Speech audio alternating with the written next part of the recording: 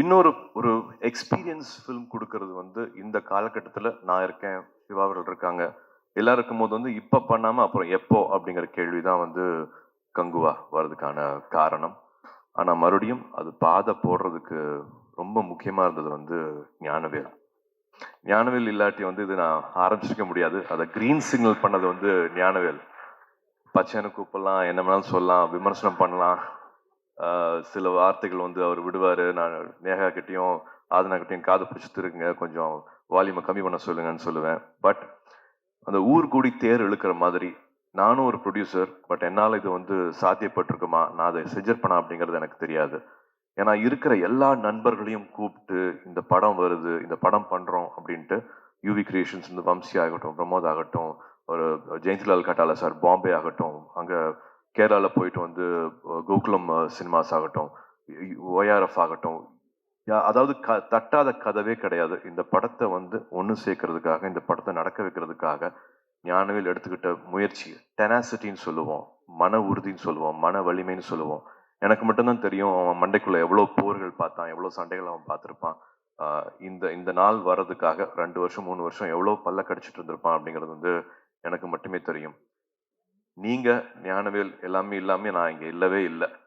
எப்பவுமே வந்து எல்லாரும் நம்மளை பத்தி நினைப்போம், நம்மளோட சந்தோஷம் பத்தி நினைப்போம், நம்மளோட உயர்வை பத்தி நினைப்போம், நம்மளோட வெற்றியை பத்தி நினைப்போம், நம்ம குடும்பத்தை பத்தி மட்டுமே நினைப்போம். ஆனா நீங்க ஞானவேல் தான் நான் உயரணும், நான் ஜெயிக்கணும் அப்படின்ட்டு எப்பவுமே நினைச்சிட்டே இருக்கீங்க. ஸோ இது ஒரு தாய் பாசம், அம்மாவோட பாசம் மாதிரி தான் நான் அதை பார்க்குறேன். அது மாதிரி எனக்கு வேற வார்த்தை தெரியல சொல்றதுக்கு. என்ன மேலே கீழே போனாலும் வந்து நல்லா இருக்கணும் அப்படின்னு நினைக்கிற அந்த பாசம் வந்து உங்க பாசமும் ஞானவேல் பாசமும் நான் ஒரே விஷயமா தான் நான் பார்க்குறேன். அதுக்காகவே ஞானவேலுக்காகவே வந்து அவன் நினைக்கிறது எல்லாமே மேனிஃபெஸ்டேஷன் தானே. அதான் கனவு காண்றது என்ன கிரைமான்னு கேட்குற மாதிரி, இதுக்கு ஆசைப்படுறது வந்து என்ன குற்றமான்னு கேட்குற மாதிரி ஞானவேல், நேஹா, அதனா அவங்களோட என்ன கனவோ இந்த படத்துக்கு வந்து அது எல்லா கனவும் நிறைவாகணும் அப்படிங்கிறது என்னோட வேண்டுதலா நான் பார்க்குறேன். இது வந்து டீம் ஒர்க். கங்குவா பொறுத்த வரைக்கும் கங்குவாவோட வெற்றிங்கிறது வந்து ஒருத்தருக்கு சம்பந்தமே இது இவங்க தான் அப்படின்னு சொல்லவே முடியாது. ஒருத்தர் இல்லாட்டியும் வந்து கங்குவா வந்து வாய்ப்பே இல்லை. 170 நாள் மேல ஷூட்டிங் பண்ணியிருப்போம், ஒரு 2 வருஷம் உழைச்சிருப்போம், இது எல்லாமே ஓகே. பட் யாருமே வந்து காசுக்காக பண்ணல, ஒரு கடமைக்காக இதை பண்ணவே இல்லை. எல்லாருமே ரொம்ப அன்பா ரசிச்சு சந்தோஷமா பண்ணோம். பட் ஸ்டில் அந்த 170 days நம்ம ஆரம்பிச்சிட்டோம், இதை முடிக்கணும் அப்படிங்கிறது ஒரு நாள் கூட அந்த சிந்தனை வந்தது கிடையாது. ஒவ்வொருத்தருக்காகவும் சந்தோஷப்பட்டோம், ஒவ்வொருத்தருக்காகவும் ஆச்சரியப்பட்டோம், ஒவ்வொருத்தர் மேலேயும் மரியாதை வச்சுக்கிட்டோம்.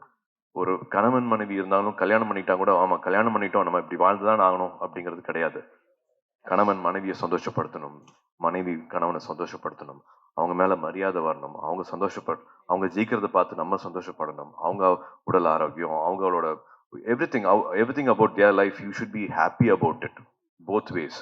அந்த மாதிரி தினமும் தினமும் தினமும் சிவா அவர்கள் பண்ண ஒரு முயற்சி